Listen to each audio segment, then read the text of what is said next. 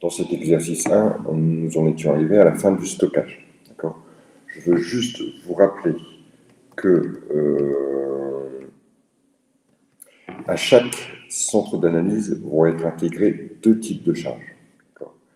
Les premières qui sont les charges directes, les charges que l'on peut directement définir par l'activité du centre. Et ensuite, d'autres charges que l'on ne peut pas définir, que l'on ne peut pas rattacher directement à l'activité du centre. Donc, pour le premier centre d'analyse, l'approvisionnement des charges ne sont pas directement liées à l'acquisition de matières premières. Et par conséquent, ces charges, on les appelle des charges indirectes et elles vont être réparties sur l'activité du centre d'analyse. Elles vont être réparties par un tableau que l'on a réalisé, le tableau de répartition des charges indirectes, et ces charges sont réparties en fonction d'un critère que le gestionnaire choisit tout seul, et ce critère, on l'appelle l'unité d'œuvre. Dans notre premier centre d'analyse, l'unité d'œuvre, c'était le kilo acheté. Dans le deuxième centre d'analyse, le critère, c'était, il me semble, l'heure machine. Dans le troisième centre d'analyse, c'est l'heure main-d'œuvre, et dans le dernier centre d'analyse, le centre distribution, c'était la centaine d'euros vendus. Un petit peu plus délicat à comprendre, mais dans tous les cas, c'est le critère qui a été retenu pour la répartition des charges. Alors, je vais, si vous avez réafficher le support qui nous sert pour l'exercice.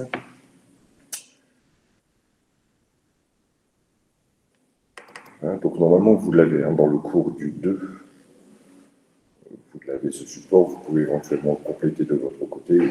Dans tous les cas, au moins avoir le sujet pour être un petit peu moins perdu que lors de notre dernière séance. Ça va arriver assez rapidement, j'espère.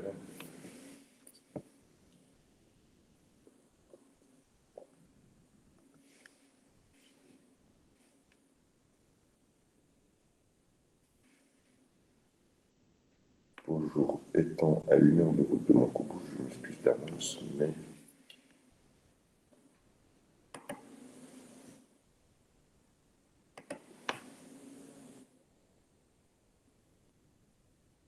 je quitterai le cours à 9 heures. Oui, il n'y a pas de souci, mais je comprends.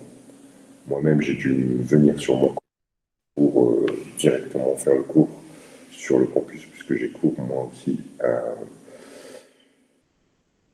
9h35 sur le campus.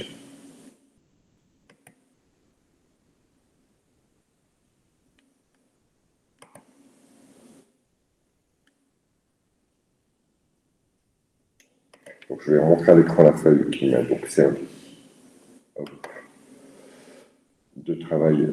Le premier exercice, et on fait un petit peu en mode présentation, et puis ensuite, a priori, vous allez être capable de faire les autres exercices.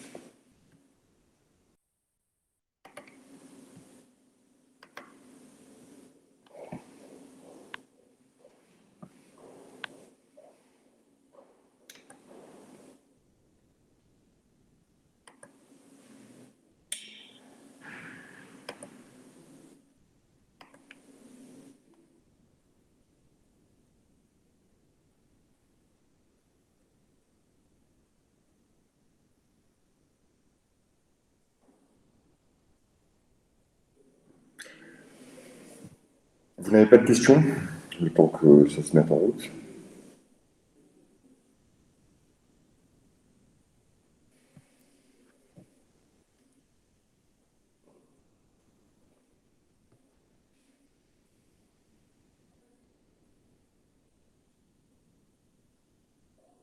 Vous avez commencé à faire vos QCM, peut-être?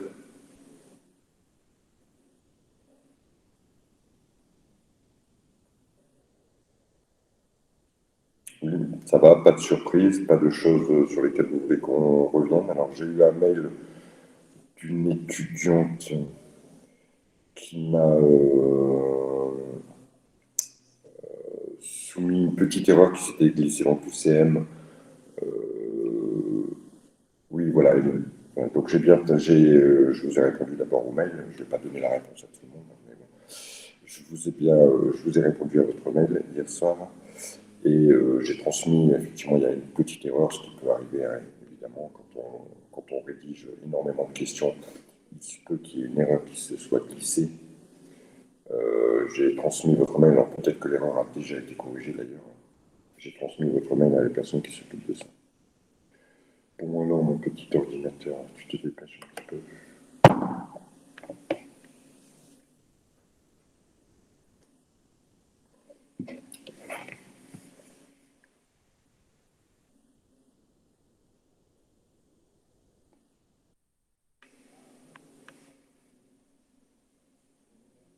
Ah, d'accord, j'ai plus de connexion, super.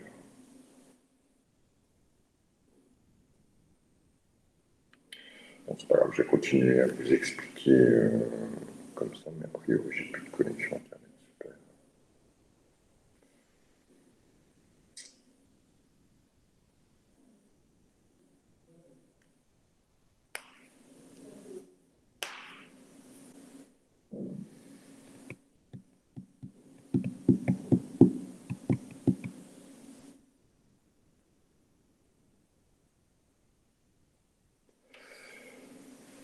Donc, dans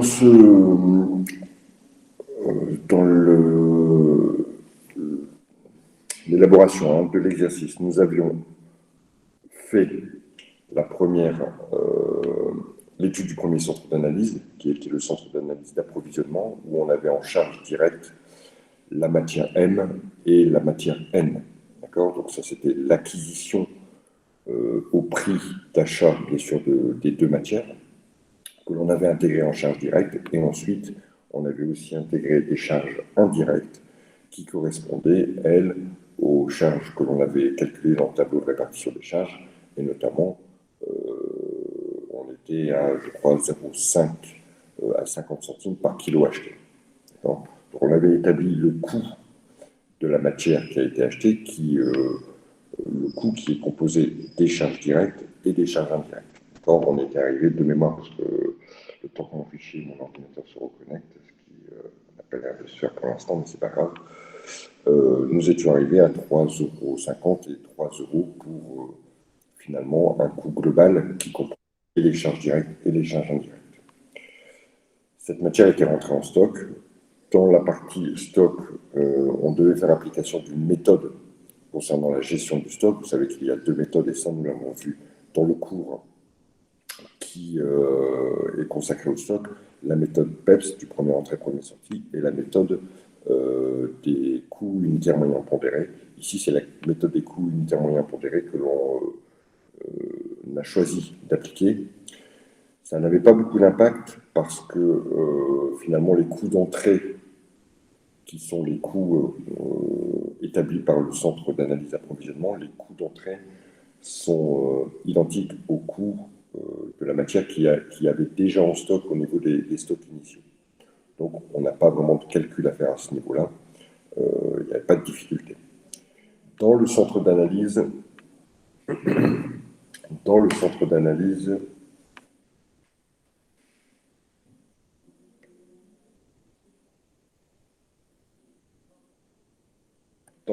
d'analyse, suivant, d'accord, le centre d'analyse qui est consacré à l'atelier 1, il va falloir déterminer les coûts directs. Pour la détermination des coûts directs, il faut bien lire le sujet et on va trouver l'ensemble des coûts directs qui sont à inclure au niveau de l'atelier 1. Il faut savoir, première chose, que dans l'atelier 1, une fois qu'on a dépassé le stade de l'approvisionnement, au niveau de la production, on ne va plus travailler en matière première, mais on va travailler avec le produit qui est fabriqué. Donc, une fois que vous avez dépassé le stade de l'approvisionnement pour la matière première, dès qu'on rentre dans les centres d'analyse qui correspondent à la production, ici l'atelier 1 et l'atelier 2, dès qu'on rentre dans ce type de centre d'analyse, alors on va raisonner non plus en matière première, mais ici en produit fini. Donc nos deux colonnes, telles que vous les avez hein, sur le fichier. Sur le fichier, je les ai transmis.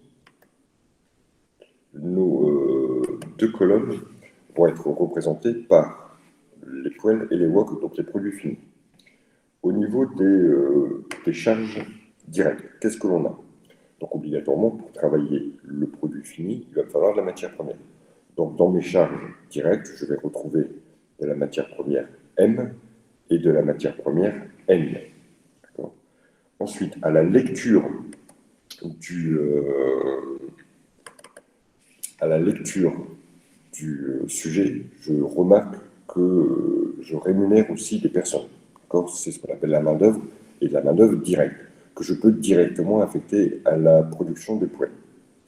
On a le nombre d'heures qui sont consacrées pour la fabrication des poêles, d'heures main-d'œuvre, et on a le nombre d'heures main-d'œuvre qui sont consacrées aussi pour la fabrication des wok.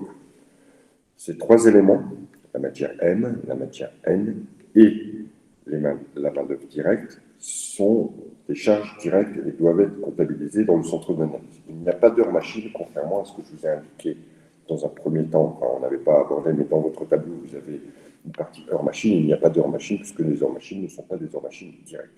Mais elles vont nous servir à comptabiliser la partie charge indirecte. D'accord? Alors, toujours pas reconnecté.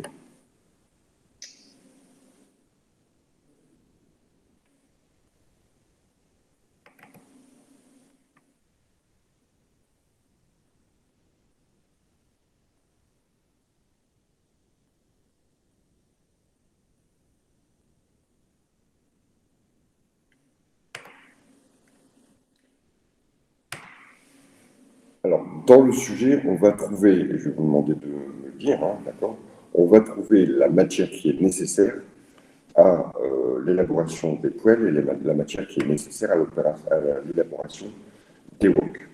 Donc ça, ce sont dans la partie un peu rédactionnelle que l'on trouve. Et on va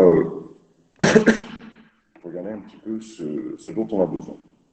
Dans la partie rédactionnelle, qui se trouve un peu plus haut, hein, sur laquelle je vous ai fourni, on a l'information suivante. La fabrication des poêles et des wok, on a nécessité de la matière M et N, et pour la matière M, on a eu besoin de 30 000 kg. Il y a eu 25 000 kg pour les poêles et 5 000 kg pour les wok. Donc, ce sont ces informations dont on va se servir pour remplir notre tableau ici au niveau de l'atelier 1. On va reprendre ces informations, on va les transférer dans notre tableau dès que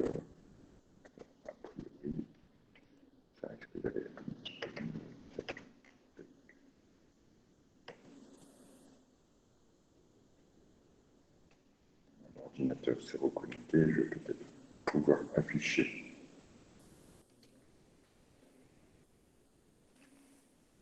Plus facile.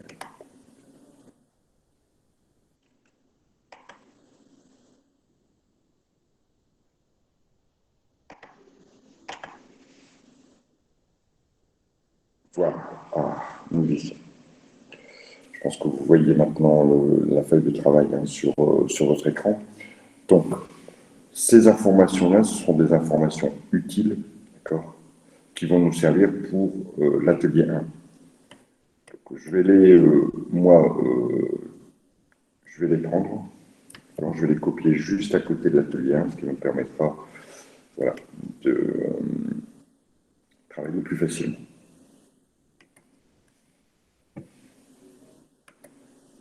Ici, information utile pour l'atelier 1.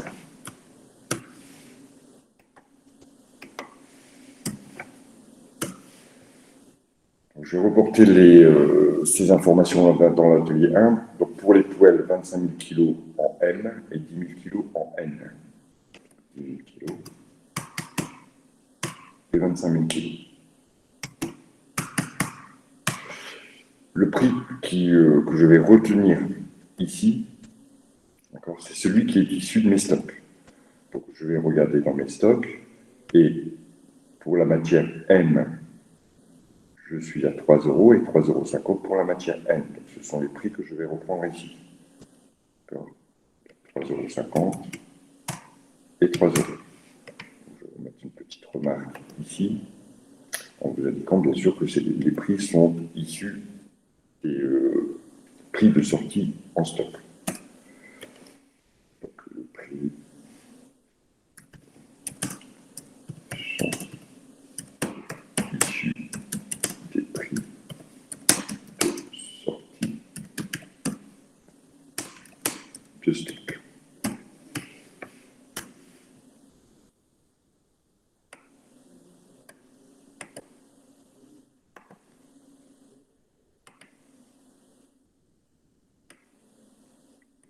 Les heures main-d'œuvre, pareil, je vais trouver les informations, les heures main-d'œuvre directe, je vais trouver les informations au niveau du sujet et on me dit que, dans les informations ici que j'ai retenues, hein, on me dit notamment que 2000 heures main-d'œuvre ont été utilisées dans l'atelier 1 et qu'il y a eu 500 heures pour les poêles et 1500 heures pour les woks.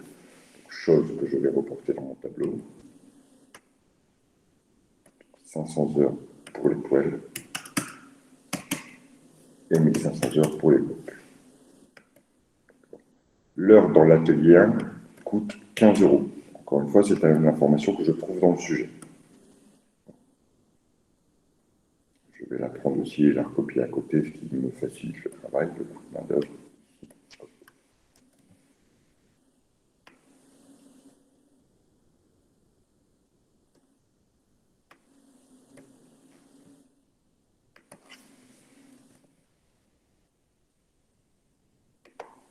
Donc, toutes ces informations m'ont servi pour établir, pour établir les coûts directs.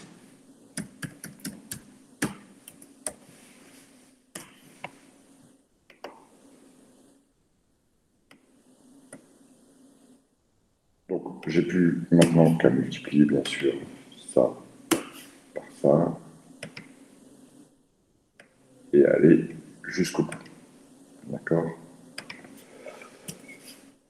Maintenant, concernant les charges indirectes, là, je dois me reporter au tableau des charges, de répartition des charges indirectes que j'ai fait précédemment. Ici, dans le centre d'analyse atelier 1, l'unité d'œuvre, c'est les heures machines.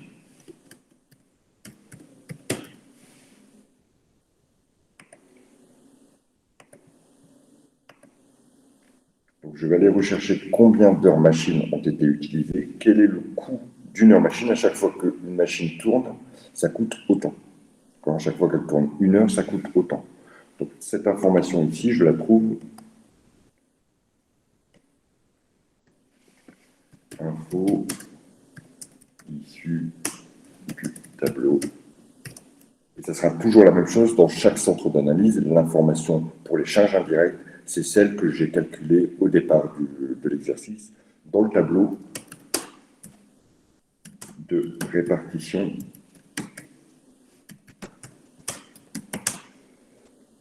des charges indirectes.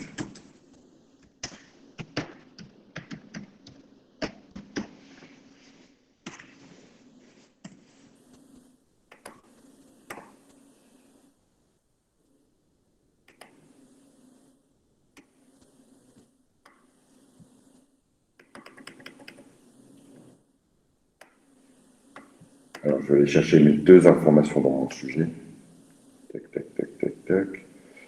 Donc, ici, 50 centimes à chaque fois qu'une machine a tourné pendant une heure.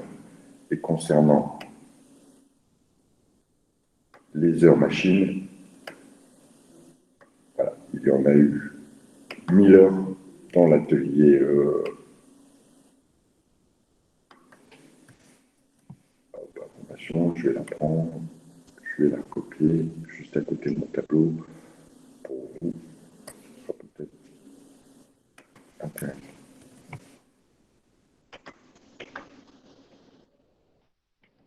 Ça, c'est l'information que j'ai trouvée pour établir les coûts indirects.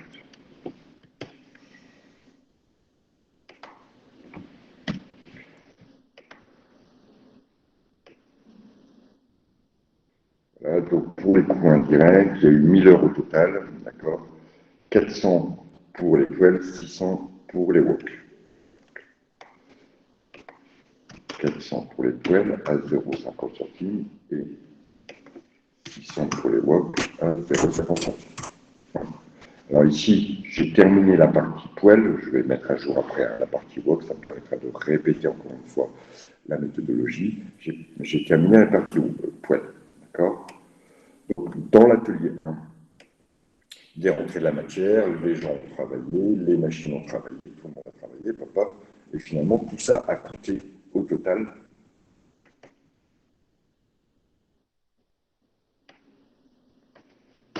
Tout ça a coûté au total 35 900 euros. D'accord? Pour fabriquer combien de poêles?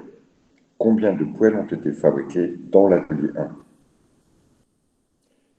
Donc, il me semble qu'il y a eu 6000 poêles, pareil, encore information que je trouve dans le sujet. Hein. Il me semble qu'il y a eu 6000 poêles de fabriquées dans l'atelier 1. Il y a eu 6000 poêles de fabriquées au total, pardon. Elles sont passées obligatoirement par l'atelier 1.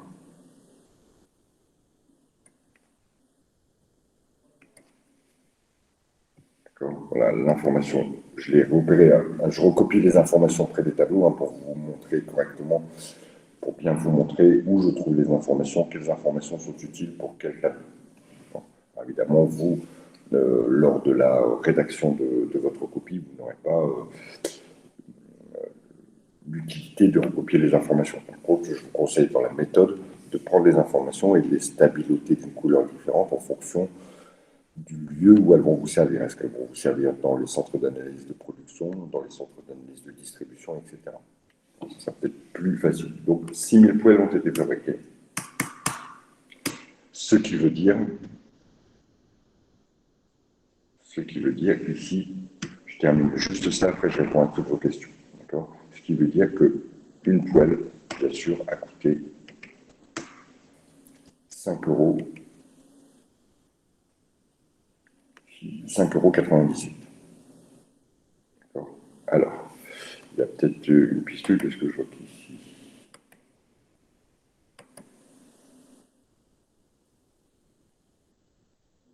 D'accord, j'ai oublié de faire en multiplier, c'est ça que je vous vois réagir, vous avez raison. Hop, voilà.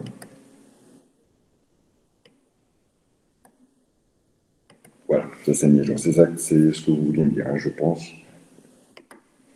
Alors, je vais regarder vos questions.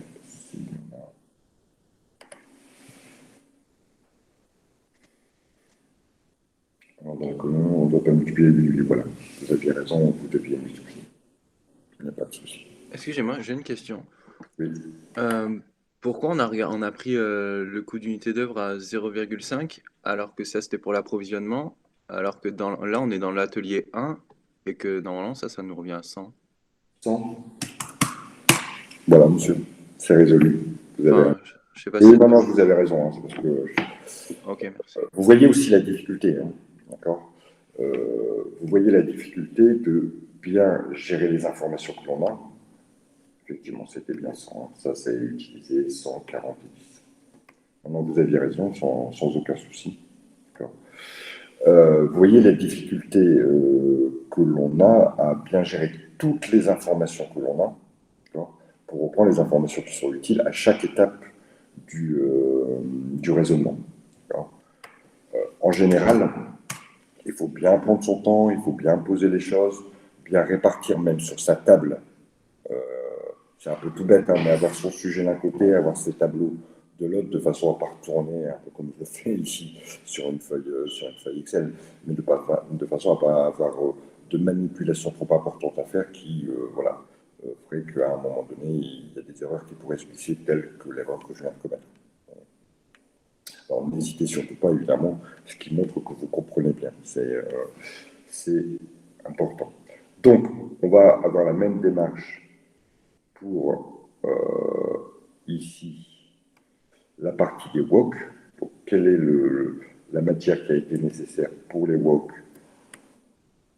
Donc, il faut pour les wok 5 et 35, 5000 kg et 35 000 kg, 5000 M,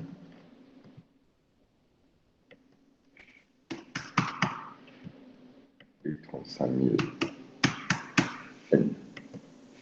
Je vais reprendre les prix 350. Tac, voilà pour mes prix et simplement, bien sûr, je vais rétablir le coût total pour la matière, pour la main-d'œuvre et pour les heures machines. Alors, j'ai vu qu'il y avait une petite question. Désolé, je n'ai pas compris comment trouver le prix unitaire. Je vais vous le réexpliquer avec les WOC, d'accord? C'est bon, j'ai trouvé. Donc, ici, combien a-t-il été fabriqué le WOC? Donc, la fabrication de 8000 WOC a demandé tous ces coûts. La matière, de la main-d'œuvre et des heures machines. Ce qui veut dire que pour fabriquer un WOC, ça m'a coûté 27,50 €. Ça marche pour ce centre d'analyse? Alors, pour le centre d'analyse suivant, je vous rappelle, hein, on a passé l'étape d'approvisionnement, la matière a été stockée, on a sorti de la matière, commencé à fabriquer des poêles, on a commencé à fabriquer des poêles dans l'atelier 1, on va maintenant fabriquer des poêles dans l'atelier 2. On va continuer la fabrication des poêles dans l'atelier 2. Donc, je vais faire un tableau pour l'atelier 2. Bonne journée, Alain, et bon courage. Je vais donc refaire un tableau pour l'atelier 2. Alors, je vais faire un copier-coller, ça sera plus facile pour moi.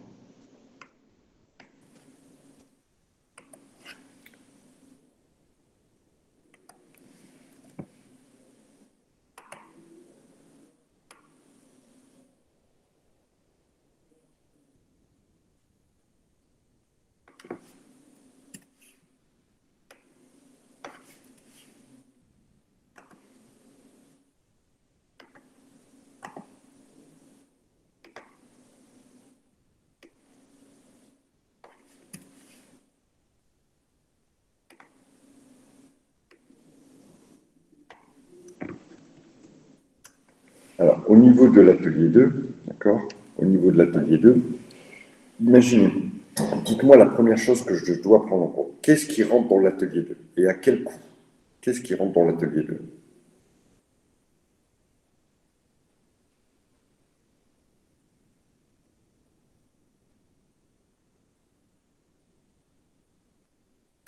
Dans l'atelier 2, il va rentrer des poêles et des woks, mais qui ne sont pas encore complètement fabriqués, que l'on va continuer à fabriquer.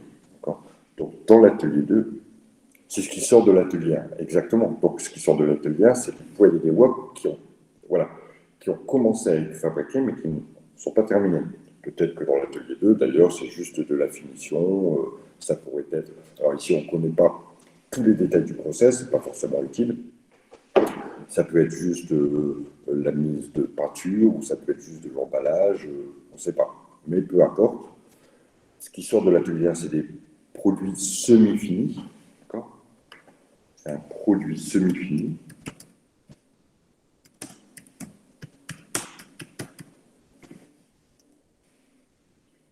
Il rentre des poêles qui ne sont pas encore terminées, donc il va rentrer exactement ce qui est sorti de l'atelier précédent, de l'atelier 1, donc il va rentrer 6000 poêles.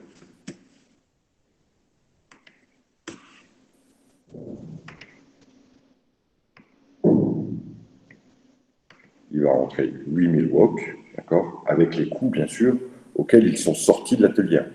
D'accord, ça coûte déjà ça. On va rajouter sur ça encore d'autres charges. Ici, les gens vont encore, enfin les ouvriers, les employés vont encore travailler sur ces poêles, et donc ça va nécessiter encore de la main-d'œuvre. Ce sont des informations, encore une fois, que vous retrouvez dans le sujet. On va rechercher, on va regarder quel est le nombre d'heures qui a été nécessaire pour la fabrication des poêles dans l'atelier 2. Donc, informations que je vais rechercher. Alors, je vais faire un petit peu comme tout à l'heure, je vais recopier des informations à côté du tableau qui sont utiles à la réalisation du tableau. D'accord. Je je vais regarder en haut, ce qui est utile au niveau de l'atelier 2. Donc on indique au niveau de l'atelier 2, il y a la main-d'œuvre directe. Voilà. Hop.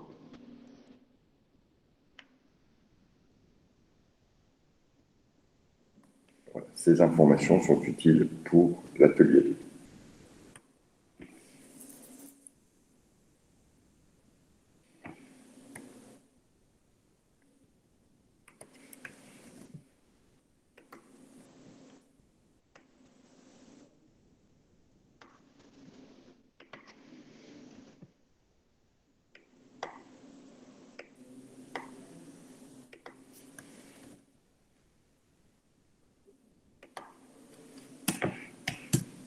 Voilà mes informations. On me dit que dans l'atelier 2, il y a eu 4000 heures qui ont été utilisées, 4000 heures de main-d'œuvre directe. 1200 pour les poêles, 2800 pour les wok. 1200 heures pour les poêles, 2800 heures pour les wok. Dans l'atelier 2, leur main-d'œuvre coûte plus cher que dans l'atelier 1. C'est encore une information que j'ai recueillie dans le sujet, puisque dans l'atelier 2, l'heure coûte 18 euros. Il n'y a pas d'autres charges directes qui sont nécessaires à la réalisation des produits dans l'atelier 2.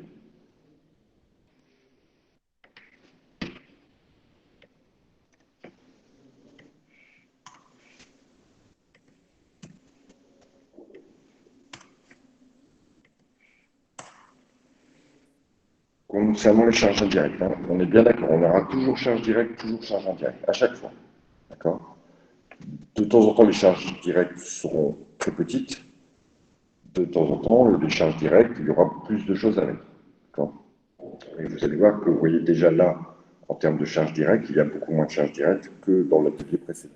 Ouais, que dans le centre d'analyse distribution, il n'y a pas de charge directe autre que le prix de sortie de stock des produits finis. On reviendra sur ça après. Ici, les charges indirectes, on nous a dit que l'unité d'œuvre qui est utilisée, qui sert de clé de répartition pour les charges indirectes, c'est leur main-d'œuvre. Donc je reprends le nombre d'heures main-d'œuvre qui a été utilisé pour chaque produit. Il y a eu 1200 heures de main-d'œuvre et 2800 heures ici au niveau de la fabrication des poêles. Je vais aller vérifier le coût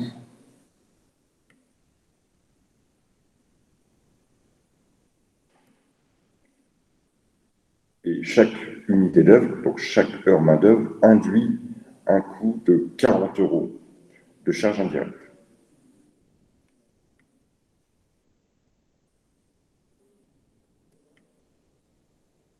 Je vais venir rajouter mes 40 euros.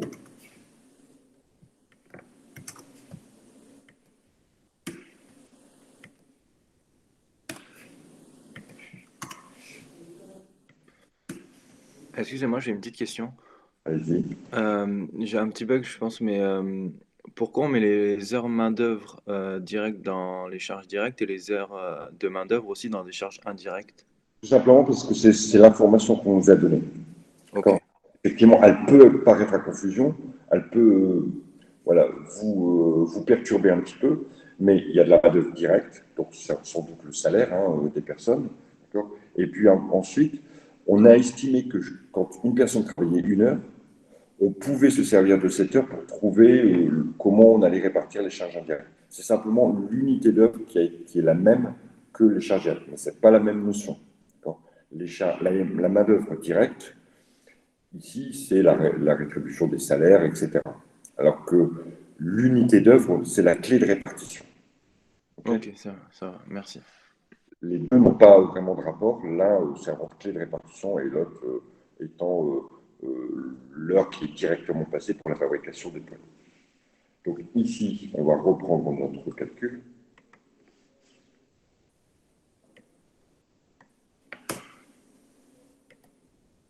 Voilà, pas de souci là-dessus. Voilà. Sortie de l'atelier 2, mes poêles, qui maintenant sont des produits finis, d'accord? Elles sont terminées, il n'y a plus rien à faire pour la fabrication de ces poêles. Sorties de l'atelier 2, ces poêles, pour les 6000 poêles qui ont été produites, ça m'a coûté 37,85 € par poêle. Chaque poêle coûte 37 € à coûter en termes de fabrication. Coût de fabrication, 37,85 €. Les wok, eux, ont coûté 47,80 €, donc ils ont coûté un peu plus cher. À ce stade, et je vais revenir sur notre process de fabrication, il est ici. À ce stade, nous avons acquis la matière, on a fabriqué. Ça a été étudié, ça a été fait, ça a été fait, étape suivante, ça a été fait. Nous arrivons ici, à cette étape ici. Donc le produit fini doit être encore stocké, simplement parce que il n'y a pas de système de fabrication vendu tout de suite. D'accord ? Et c'est ce qui se passe généralement quand on est dans un milieu un peu plus industrialisé. Vous avez déjà tous passé à côté, vous êtes déjà tous passés à côté d'une usine de fabrication de voitures et vous voyez les parkings qui sont pleins, blindés de voitures qui viennent, qui sortent des unités de production. C'est le stockage du produit fini. Et au fur et à mesure des ventes, si un détaillant garage a besoin de 4 Clio X, il va sortir du stock les 4 Clio et puis on va les transférer au magasin qui sera chargé de les vendre, qui va les vendre. D'accord ? Donc le stockage se fait aussi concernant les produits finis. C'est ce qu'on avait indiqué ici. Et les produits finis sortiront au fur et à mesure de l'activité du centre de distribution, du centre de vente. Alors, on va reprendre nos fiches de stock. Alors, si vous voulez bien, je vais prendre simplement en copier-coller ces fiches-là qui sont les mêmes en modifiant ce qu'il y a à modifier. Voilà. Donc, ici, nous avions terminé l'atelier 2. Donc, sortie d'atelier 2, les poêles et les wok partent en stockage.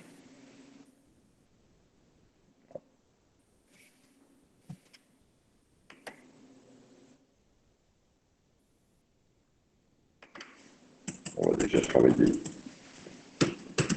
les poêles.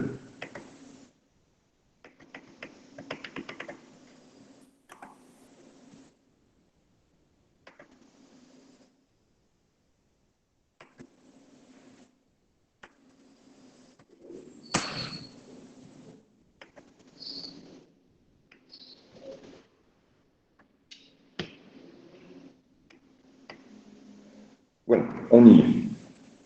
Voilà ma fiche de stock pour les poêles. Donc je vais d'abord regarder ce que j'avais en stock initial, puisqu'il y avait peut-être des poêles qui restaient d'une fabrication précédente. Donc le stock initial, je vais le retrouver, bien sûr, encore une fois, dans mes informations. Ici, c'est les informations qui m'ont été données dès le départ du sujet. Donc je vais aller vérifier dans les informations. Je cherche et voilà, je trouve que les stocks initiaux de poêles, 2000 à 35,33 €. C'est mon stock initial de produits finis, 2035,33 €.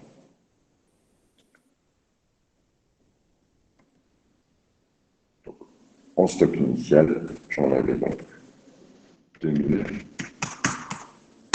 à 35,33 €. Donc j'avais une valeur de stock initial. J'en ai fabriqué. Donc de nouvelles vont rentrer en stock.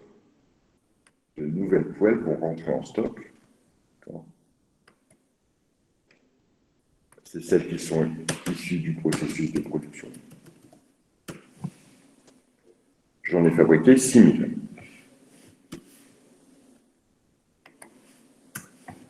À quel coût je les ai fabriqués? Je les ai fabriqués à 37,85 €. Pour un montant total, bien sûr, de 227 100. Je vais devoir, ici maintenant, calculer quel est mon nouveau stock avec mes 6000 en plus. D'accord? Donc, je vais appliquer la méthode des coûts moyens unitaires pondérés, je vous la rappelle. Cette méthode, normalement, vous devez la connaître par rapport au chapitre sur les stocks que l'on a fait. Pour le coût en stock se recalcule à chaque fois qu'il y a une nouvelle entrée. Ici, il y a une nouvelle entrée. Donc, qu'est-ce que je fais? J'additionne les quantités d'abord. J'en avais 2000, j'en rajoute 6000.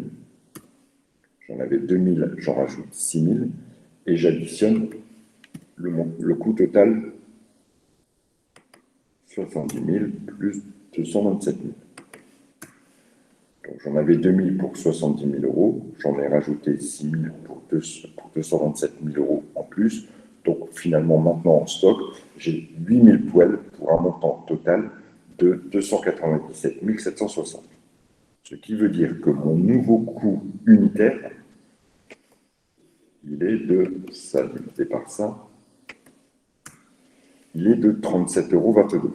D'accord? Ça, c'est la pondération que l'on doit faire quand on utilise la technique des coûts unitaires moyens pondérés. Ces poêles, je vais les sortir. Alors, dites-moi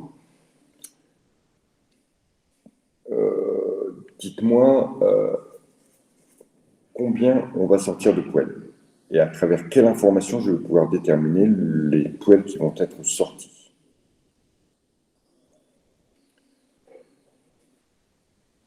Les poêles qui vont être sorties sont les poêles qui vont être vendus. D'accord? Il faut les sortir de stock pour les vendre. D'accord? Donc, je vais aller vérifier si quelque part j'ai l'information concernant les ventes de poêles. Effectivement, j'ai l'information dans le tableau qui se situe tout en haut.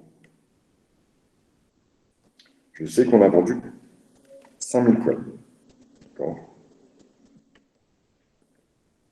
Vente de poêles 5000. Vente de wok 9000.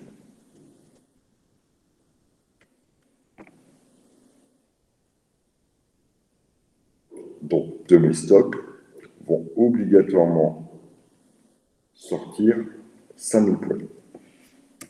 À quel prix je dois les sortir? Au dernier prix qui a été calculé précédemment, c'est-à-dire 37,22 euros. Ça va me faire une sortie pour un montant de ça, voici, simplement. Les sorties correspondent aux ventes.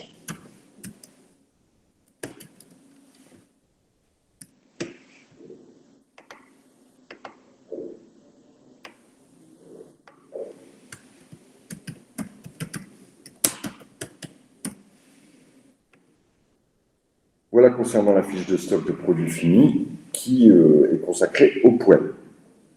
Je vais avoir la même fiche de stock pour, évidemment, les woks.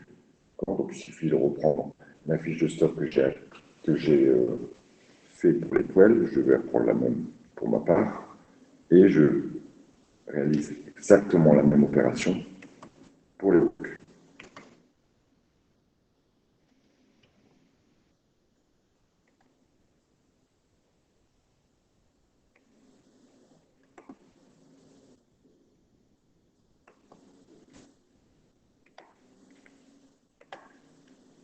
Ici, ça va concerner les woks.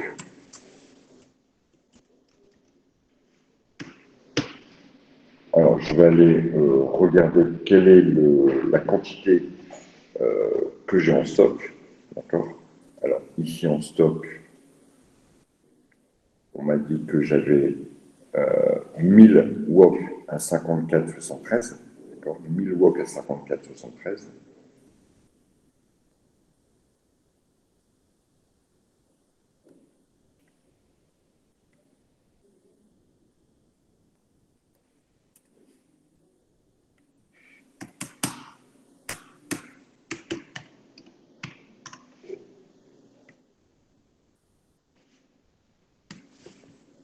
Pour un montant total de 54 730.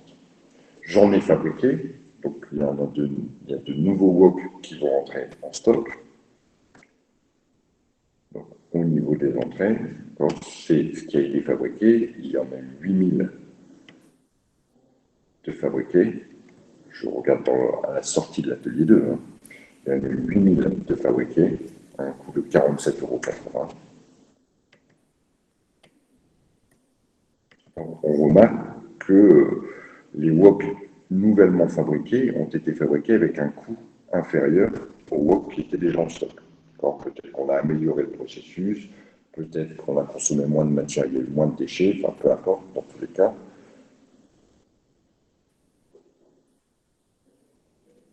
Alors ici, pour l'instant, on n'a pas encore, je vois que quelqu'un me parle du prix de vente. Ici, pour l'instant, on n'a pas encore parlé de la vente. On est toujours dans le processus de fabrication, stockage de produits finis. Mais vous avez raison sur ce que vous avez dit, d'accord? On verra que par rapport au prix qui a été pratiqué au niveau de la vente, ça va provoquer des marges différentes. On va regarder un petit peu par la suite, quand on arrivera à la partie distribution, comment ça va se situer.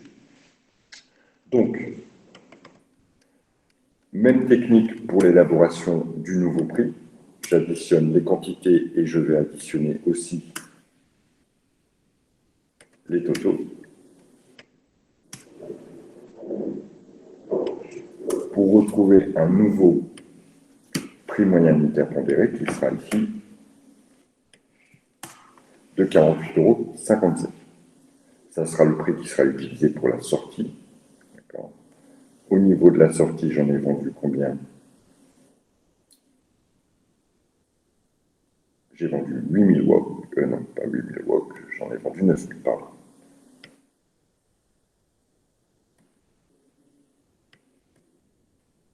9000 wok pour la sortie.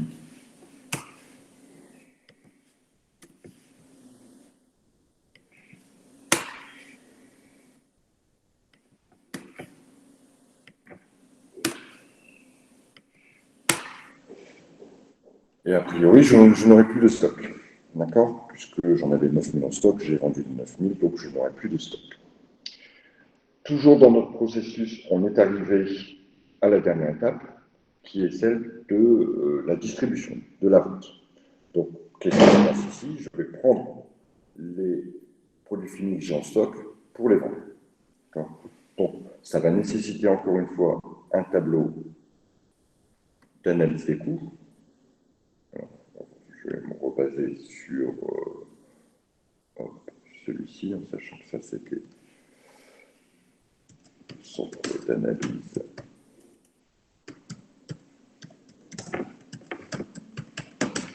Atelier 2.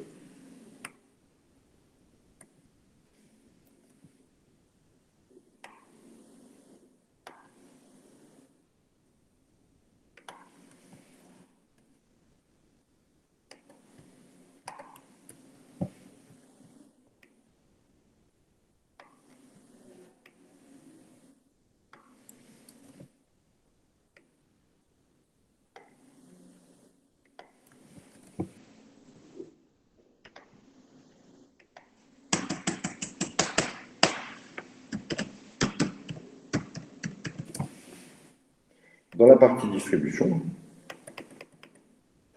à la lecture du sujet, je n'ai pas... Alors, voilà.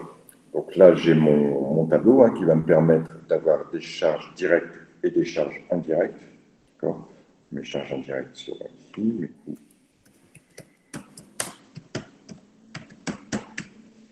Indirects seront ici.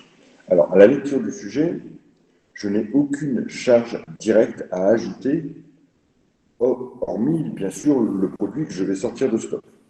Donc, j'ai les produits finis, tout simplement. Donc, je vais en vendre combien? Je vais vendre ici 9000 wok à 48,57 € en prix de revient, d'accord, enfin, en coût de fabrication, pour tel montant. Et concernant mes poêles, c'était 5000 à 37.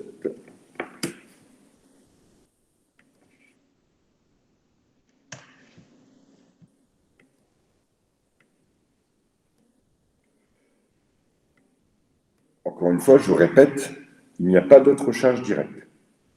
Par contre, il va y avoir des coûts indirects. Ben oui, il y a peut-être les commerciaux à payer, pardon, il y a peut-être les locaux à payer, il y a peut-être la publicité à payer. Donc, toutes ces charges indirectes doivent être répartis en fonction, bien sûr, des WOC, etc., et des poids.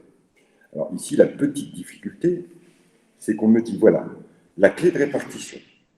La clé de répartition des charges indirectes, c'est la centaine d'euros vendus.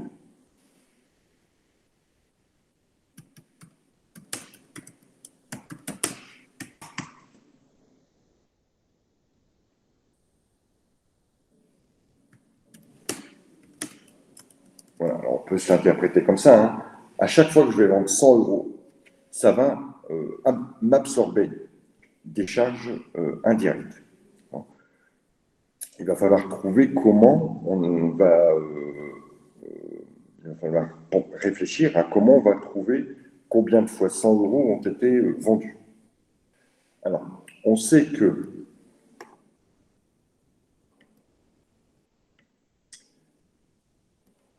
5000 poêles ont été vendus. On sait que le prix de vente de ces 5000 poêles, c'est 40 euros, ce qui va correspondre à 200 000 euros de chiffre d'affaires. D'accord ?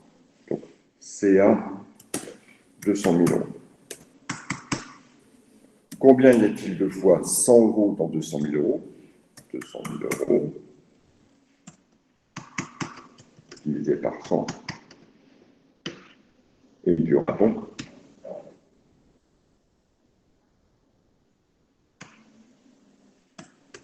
2 000 euros, 2000 fois 100 euros dans 200 000 euros.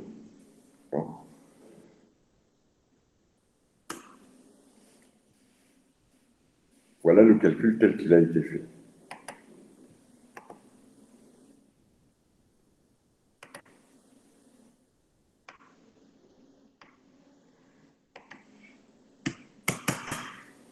Et chaque unité d'or, si je ne me trompe pas, coûte 10 euros.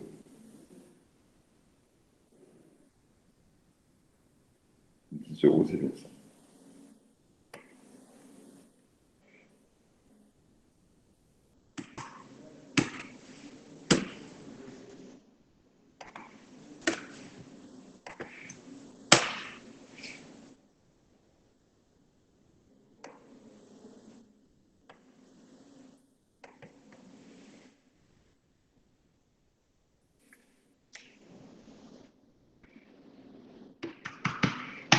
Voilà. Donc, pour ce dernier coup ici, finalement, tout compris, avec la matière première, avec le process de fabrication, mais aussi avec les frais engendrés par la vente, la poêle revient, son coût de revient est de 41,22 €. Ça doit déjà vous faire réfléchir sur le fait qu'on les vend 40 euros.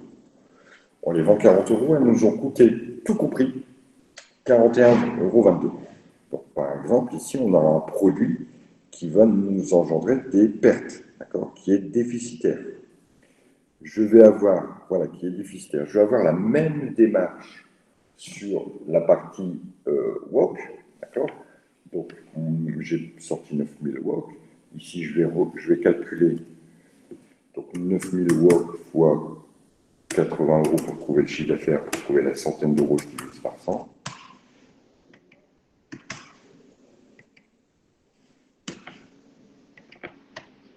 Je fais exactement la même chose que j'ai fait précédemment. Hein.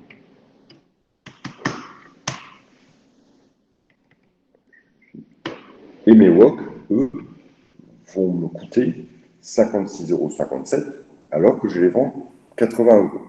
On voit ici que autant les poêles ne sont pas rentables du tout, elles me font même perdre de l'argent, alors que les WOC me permettent ici de générer du bénéfice puisqu'ils sont vendus 80 € alors qu'ils ne me coûtent que 56 €.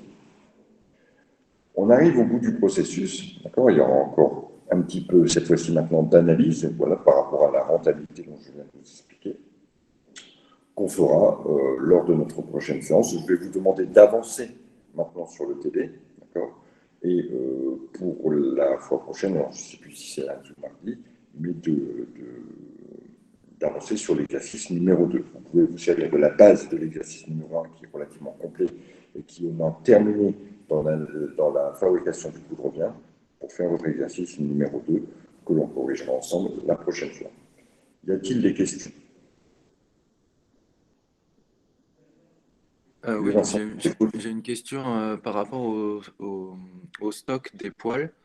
Est-ce que on doit calculer le stock final, parce que dans le tableau que vous avez fait, on n'a pas calculé le stock final restant des poils. On doit quand même le calculer ou pas? Alors, je ne l'ai pas calculé, il aurait fallu le calculer pour être super complet, mais ça ne va nous donner aucune information. Ok, Ça ça ne nous marche. sert pas. Alors, c'est vrai, je ne l'ai pas calculé, on aurait pu le calculer, hein. Mais l'information n'est pas utile pour les calculs suivants. Ouais, je vois, ça marche. Merci. Je n'ai pas compris 5000 fois 40 pour le coût indirect. Pourquoi 5000 fois 40? Parce que c'est le prix de vente. Comme on parle de chiffre d'affaires, d'accord, c'est bien le prix de vente. Les poêles sont vendus à 40 euros.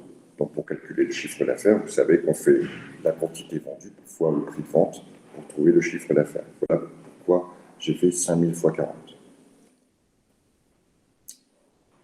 D'autres questions?